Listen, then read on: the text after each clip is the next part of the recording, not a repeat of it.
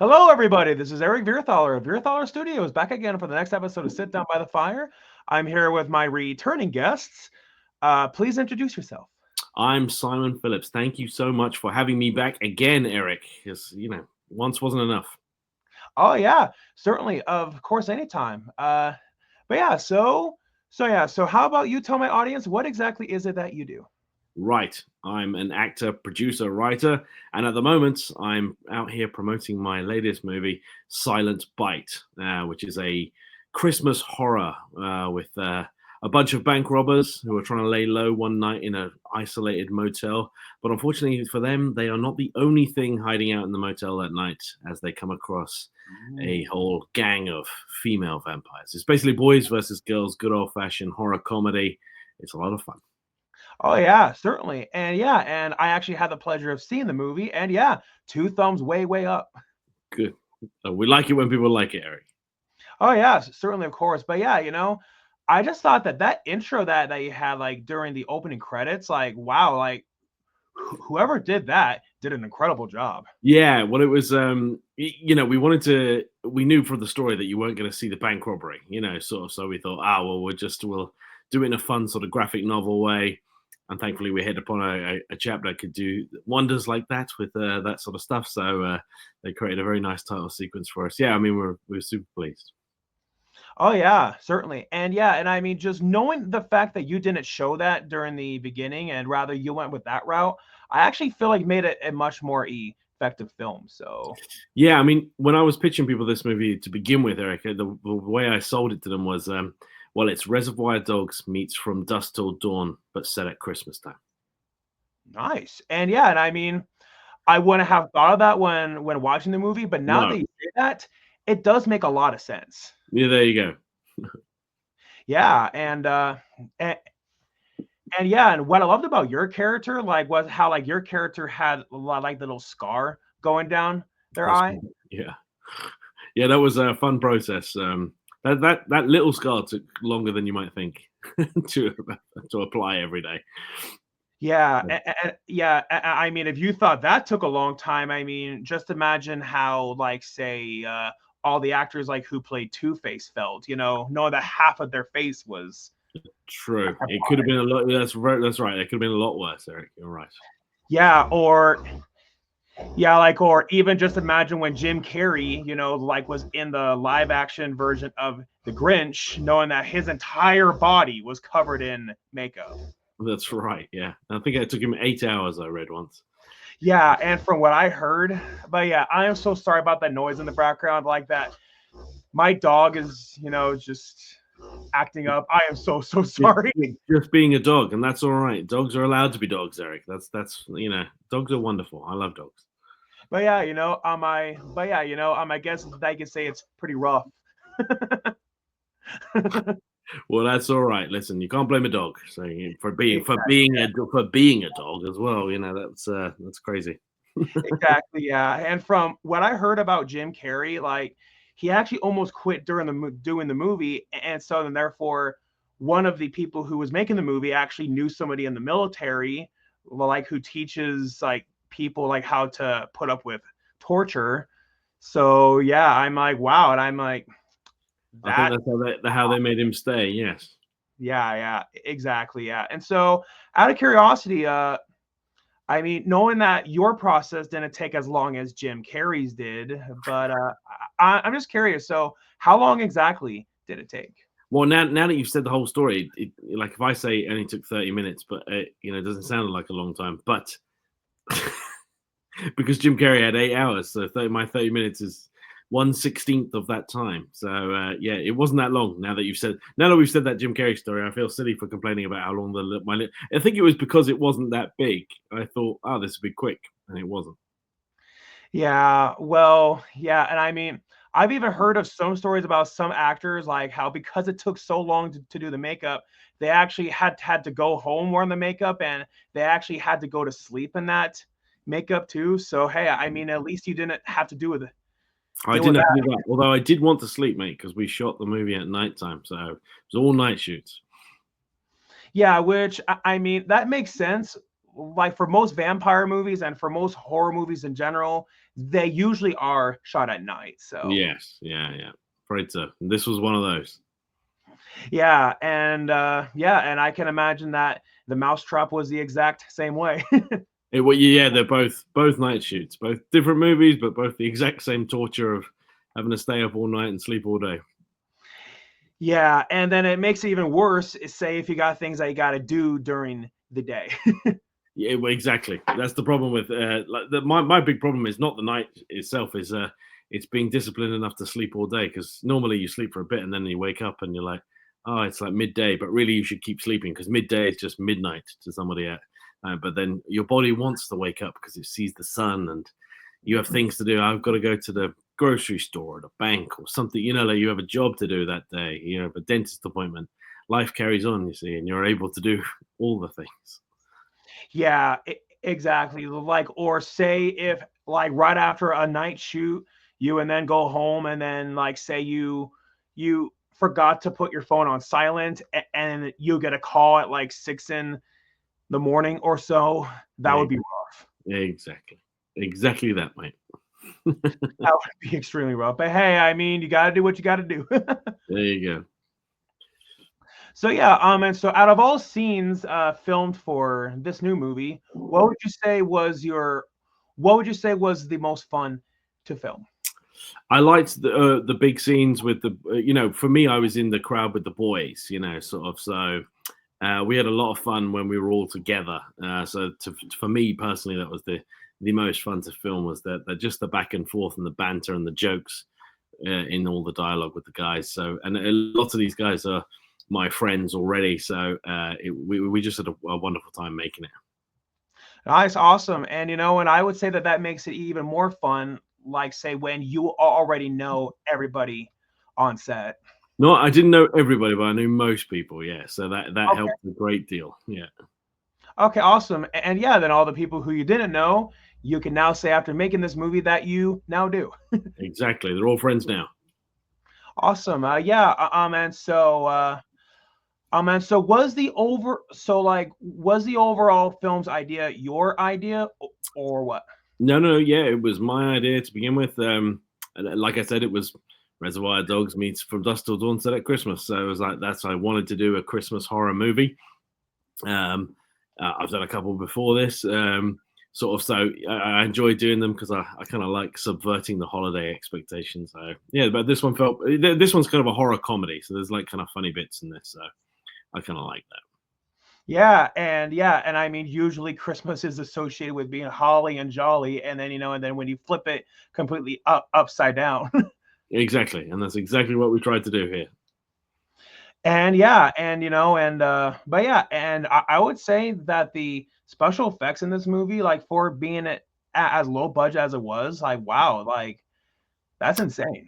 Well, yeah, we certainly did try a great deal to make it work. So yeah, I mean, I was pleased with it. We didn't have much money and we didn't have much time. Sort of we shot over 8 days. So yeah, the guys did fantastically well. Taylor Martin's team came up from Buffalo, and she was the director. And her whole team underneath her with Tim and everybody, they did a great job at realizing the vision. So yeah, all hats off to them. Yeah, and I mean, just knowing that you had that little time, I mean, it just makes the overall filming process a lot harder. It's because that, say, if you want to get that retake of that certain shot, well, you definitely better get it right, those first few takes. That's the problem with short shoot, is that you have to get it right. But that, that helps as well, because you get a bit of pressure and people know that you have that pressure, so that they go, oh, I'm not going to mess around here because I don't think they're going to do this more than once or twice, at the most. Yeah, exactly. And so and therefore it motivates you each and every time, like to just truly give it your all. I think so. Well, I hope so. Anyway, we'll see what people think of the movie when over the Christmas. Oh yeah, certainly, yeah. And so but yeah, and I definitely really liked the title. And I mean, I can imagine that you picked the title for a reason. It's because that, just say if you're going through Tubi or just whichever service, Like just as soon as you see that name, it just instantly catches your attention. I think so. It's a great title. It wasn't actually my title. I must confess. It belonged to Tim, our director of photography, who did a fantastic job shooting the movie. But he also just came up with the title and the tagline on the boat, like "'Twas the heist before Christmas." He came up with both of those things, and I think he did really well. He just came up with it one day, and I was like, "Oh, that's really good. We should call it that." I can't even remember what it was called before that. But anyway, we had like a temporary title, which I think we knew was going to change. But his was much better. Yeah, well, it's rather ironic that you said that you can't remember what the original title was, because honestly, I actually was just about to ask that. Well, there you go. Good job I got ahead of you then, because I don't Yeah, actually remember what it was. yeah, certainly. It's almost like as if in a way, as if you inadvertently read my mind. There you go. See, another one of my skills, Eric, is reading minds. I forgot to tell you that one. Oh yeah, certainly, yeah, and but yeah, and I also definitely really liked all of the fight scenes too. Good. Yeah. Good. They were great fun to have. To do a little bit of that, and it's fun because the girls are all vampires, they're all super strong, sort of. So it's fun playing that because obviously normally you don't expect it to go that way. So the guys are kind of even the guys with the guns are no match for the girls where they've got their vampire strength. Yeah, and just there's just really something about attractive female vampires, which That's just right. really truly works. It's because that they have that like that they have that factor where like it sucks you in, no pun intended, where like where they're attractive and you want to be lured to them, but Yeah.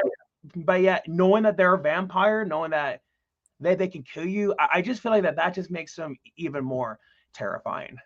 It does make them very terrifying. And remember that boys are stupid, so they see an attractive female, and even though they know she'll probably kill me, they're still kind of like, "Nah, I think I'm still gonna try." Like sort of in their mind, they go, "Maybe it'll be okay, and they won't kill me." And obviously, they do because boys are stupid.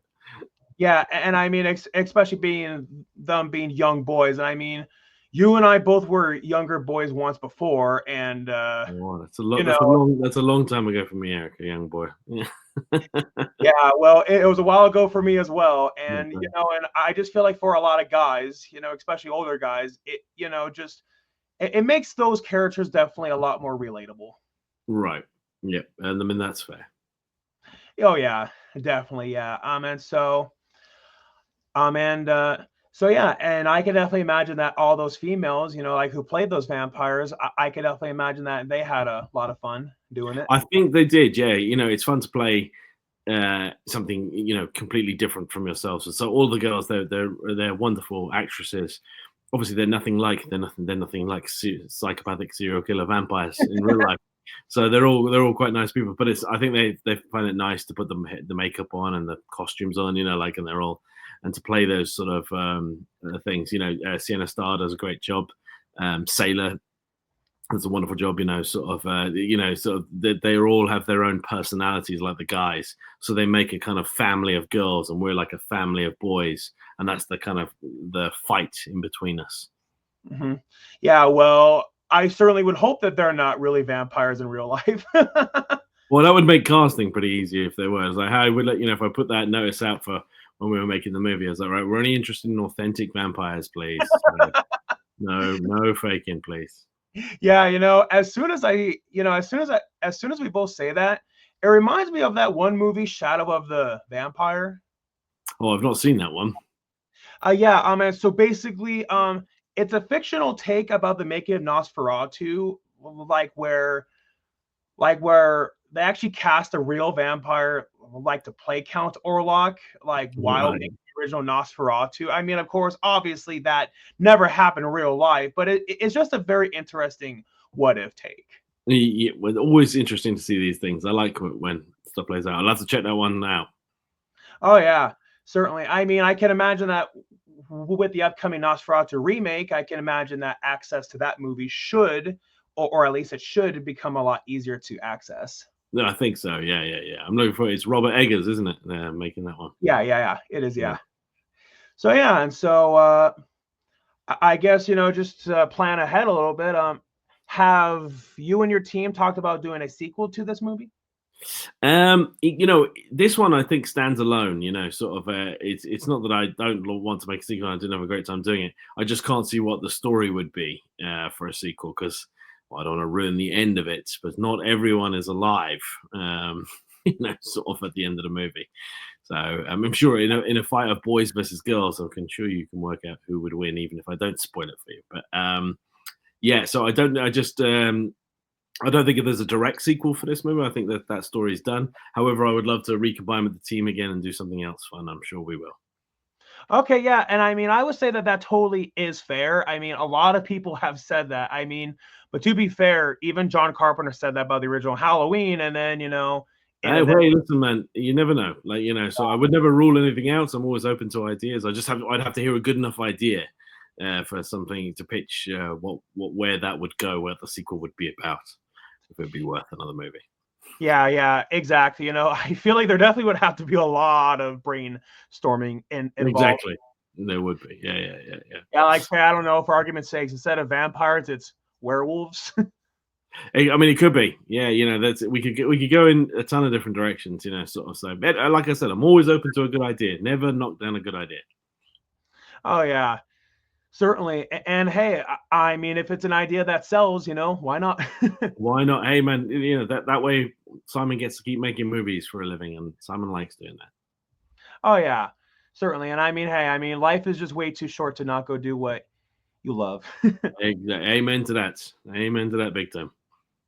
Oh yeah, certainly. I mean, so yeah, I mean, so out of all the fight scenes that were filmed, what would you say was the hardest one to get filmed?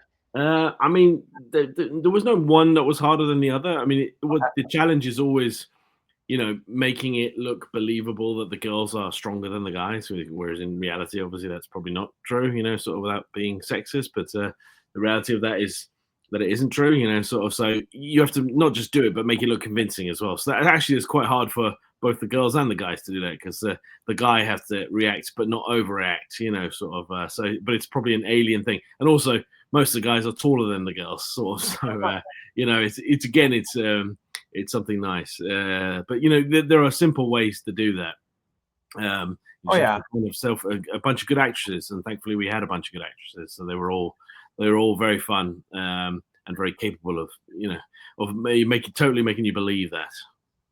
Oh yeah, certainly. And yeah, and and if you just find just the right camera angles, I Yeah, mean, you can yeah, make people look taller and strong, and also even without making them look taller, if you find, Tim was always quite good at finding angles that made our vampires look menacing and imposing, and sort of that way. So it was always shot like that as well.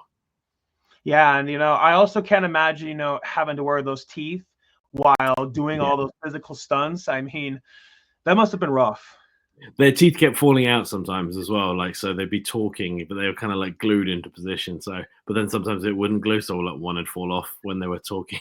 So I think, what, I think they probably didn't like doing it because they were nervous when they were talking that it was going to fall off, and they don't like being nervous, like they want to be confident that it's going to be fine. Yeah, and then even worse, knowing that your mouth is full of, that bacteria and all that. I mean, it's always wet. And so therefore it makes, it to have to resist to all that glue a lot harder. So It yeah, was, it's more yeah. power to all the actors. No. They were true sports, all of them, making all that work. Yeah, and on top of that, doing all those physical stunts, they obviously are going to sweat. And so yeah. Well, and that's the thing. They have to always look like that was one of the things. They have to look like they're not ever sweating or they're ever trying. They're never out of breath, right? Because they're vampires, they're dead. Yeah. So I was like, you mustn't ever look tired or like, even when you're doing the fight, I was like, you're not tired, sort of because you can't be tired, sort of.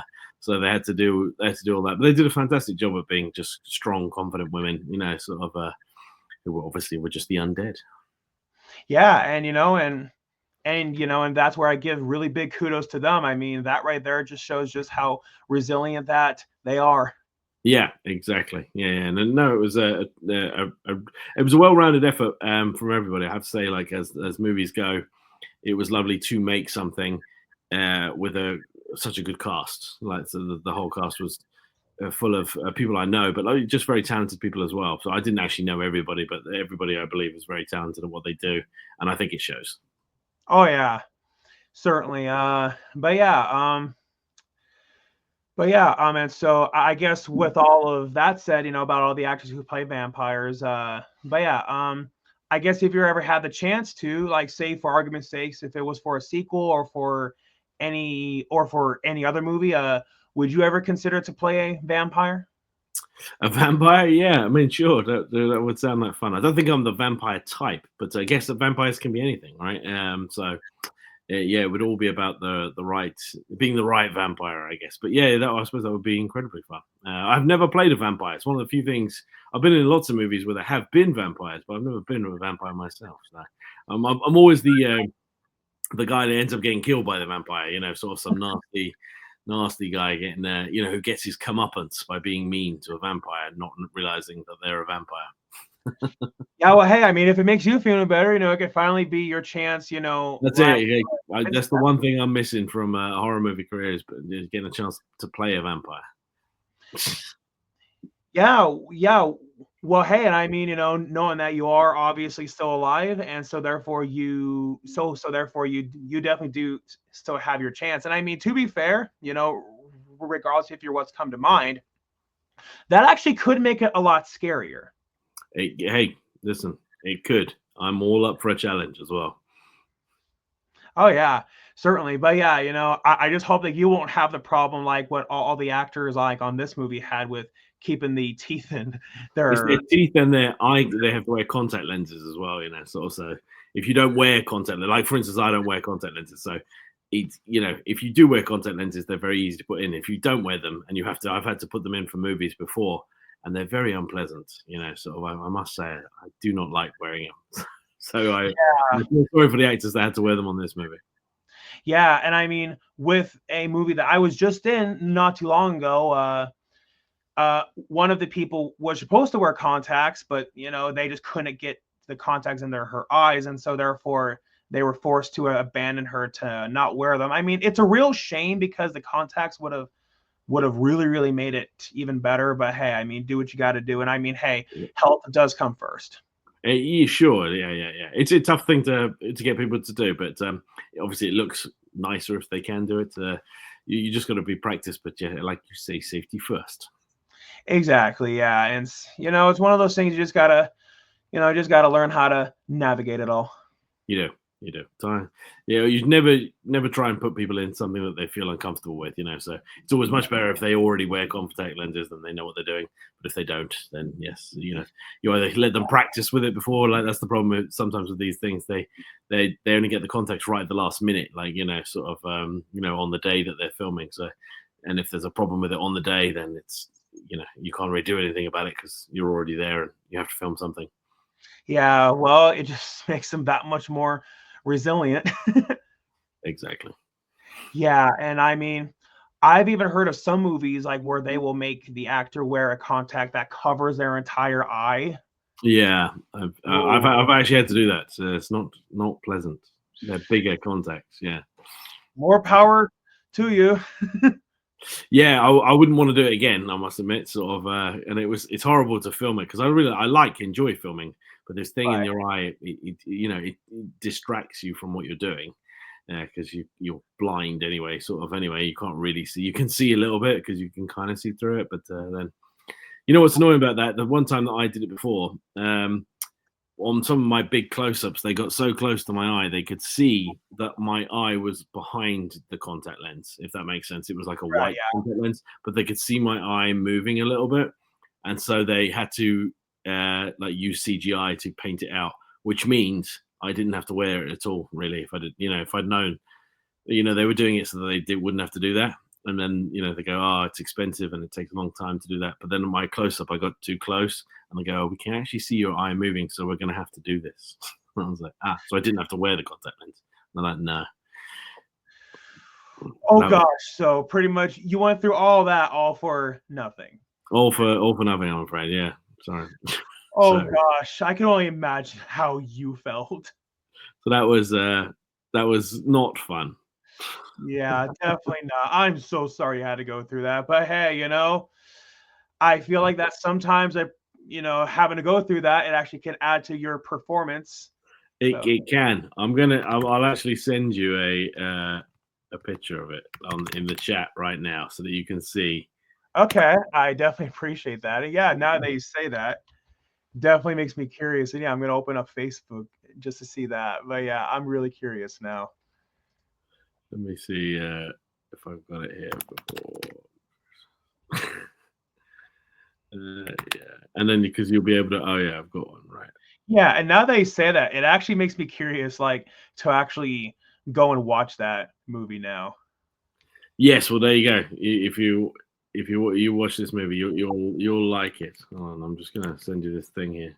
But yeah, to all my audience watching, this is now an inadvertent advertisement, not just for Simon's new movie, but But also for yeah.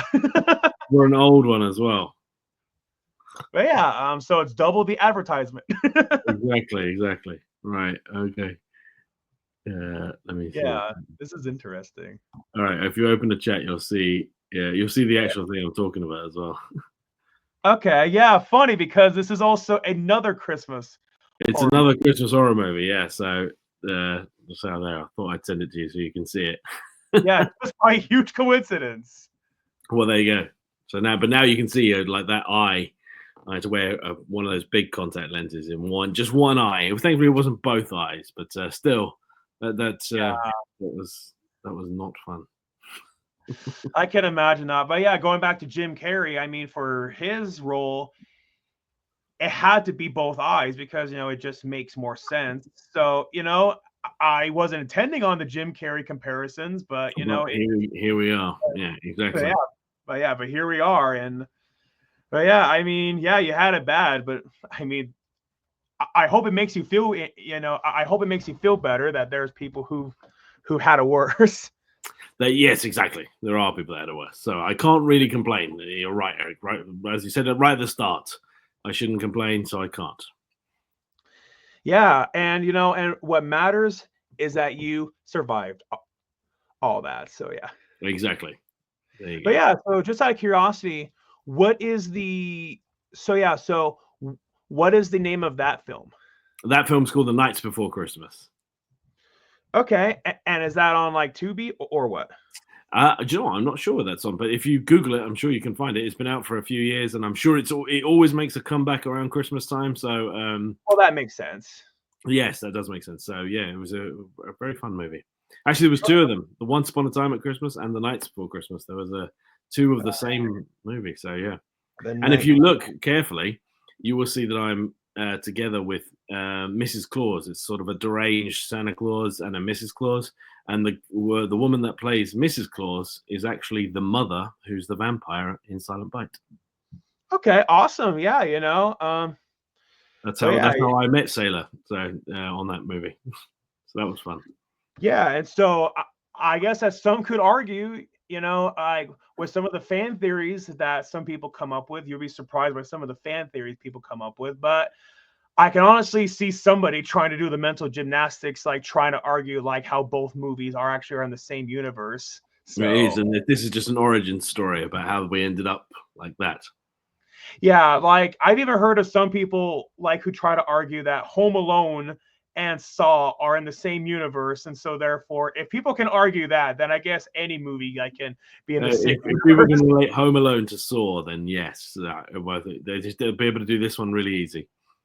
Yeah, and I even heard one how Planet of the Apes and even Lion King are set in the same universe, and Right. wow, I'm like, you would have to get pretty creative. We'd have to get very creative to make that one work for sure. Oh yeah, definitely, yeah. And so yeah, well yeah, I definitely appreciate you telling me about that movie because yeah, well, now I know what I'm gonna be watching after this. Good. Well, you must let me know. Type me a message afterwards. Let me know if you like it. Okay, awesome. Yeah, certainly. But yeah, and so out of these two movies, what one would you say was the easier one to get made? Well, which two? The which one? Sorry. Yeah, Silent Bite or Oh, yes. sure. Sorry, I would say that Silent Bite was easier to make because I didn't have to wear that contact lens. So I Fair, would fair, say yeah. personally that it was a lot easier. And also, I don't know if you can see in the photo I sent you, like half my face is burned off in that one. Now that one, that the makeup for that did take a long time. Yeah, fair. that was Yeah, much much yeah, harder. yeah, it's one of those things where it's like as soon as I asked it, it's like I instantly had that thought in my head. I was like, wait, I think I already know the answer. Yeah, definitely on that one. Yeah. But yeah, certainly. But yeah, and it's ironic like how in both you had to wear some makeup in it. Well, you always have to wear makeup. I mean, if you're going to be an actor, that's just something that happens. sort of, Yeah. but So yes, you don't have to. It's interesting. Yeah. yeah, it is. Like there is this one picture you might have saw it. It's a picture like of Robert England on Mhm. set of like one of the Nightmare movies where as soon as he got done filming, like how like he instantly tore the makeup Yeah. off. Yeah. I mean, I can understand that after being in, when you're in this stuff all day, the it's like when you're very cold and you have a hot shower. The relief of getting out of the makeup is just orgasmic. It's there's nothing like it. It's all you want in the whole world is to take it off. Yeah, So I can understand Robert England doing that. I actually did a movie with Robert England, so I know nice. I know what he's like. Yeah, and considering that my first movie that I ever did, I played a zombie, and even worse, it was out in the middle of the boiling heat, Oh you know, wow, covered in all this makeup. So I could definitely understand, what you had to go through and what a lot of other people had to go through. And the worst thing is when you want to itch it, but you know that you can't. yes, that's terrible. Or the thing you want to itch and it's underneath. You can't actually get to the thing you need to itch. Yeah, exactly. Or even worse, like say if like some of the paint, starts to drip. Yeah, that can be very very unpleasant. What was the movie you were a zombie? Hobbs and Phil it was a movie Hobbs and Phil versus zombies. Hobbs and Phil's versus zombie. I'll have to look that one up. Okay, cool. Yeah. Yeah, certainly. But yeah, I mean, filming it wasn't fun, but yeah, I kind of feel like that was some of the frustration I had to deal with. Knowing that I was playing an angry zombie, I just kind of felt like that I just kind of added to my performance in it. Well, there you go. It helped you get into the right frame of mind for the character. Yeah, certainly. And I even heard that Christian Bale, like, even though he didn't have to wear makeup, but when he first wore the Batman suit, Yeah. like he was saying that he like it was so tight around his head where it actually was giving him headaches. Oh wow. Yeah. Well, I bet that was annoying. Yeah, but Christian Bale actually said that actually, pushed him, like to persevere through his role and Yeah. yeah, and that's one of the reasons why that I heard in The Dark Knight why that he requested for them to make a new suit. Oh, he did. I didn't know that bit. Yeah, well, there's an all-time saying that you really do learn something new every day, right? Oh, there you go. Yeah, well, he's a good actor, isn't he? So I'm sure. And by the time they went to the Dark Knight, I'm sure they were like, okay, we can make another suit. Oh yeah, certainly. Which is why that in the Dark Knight, it's the reason why that they added like that neck piece. Yeah, Oh, it just made it a lot easier for him to like move his head. oh, I see. Right. And yeah, and doing all those physical stunts, I mean, it really does help if you're able to turn, and all that. So yeah. Oh, I'm sure. Yes. Yeah, I've no doubt. I wasn't denying him the suit. I'm sure he did. I'm sure he deserved it. I'm sure it made it better. Oh yeah, certainly. Yeah. And so yeah, so is this movie going to get a so is this movie going to get a theatrical release at all? No, it's out now or already. So it's out on DVD and Blu-ray, and I think it's on Amazon and so on and so forth. Wherever you watch movies, I'm sure you'll be able to watch Silent Bite. Okay, cool, awesome. But yeah, as soon as I put this interview up, I definitely will be sure to, like to lovely, followers on Instagram and Facebook, to go check it out. Great. All right, mate. Well, thank you for having me, and thank you for letting me talk about the movie. Oh yeah, certainly. Of course. You have a fantastic day. You too now, mate. Bye. All right. See ya.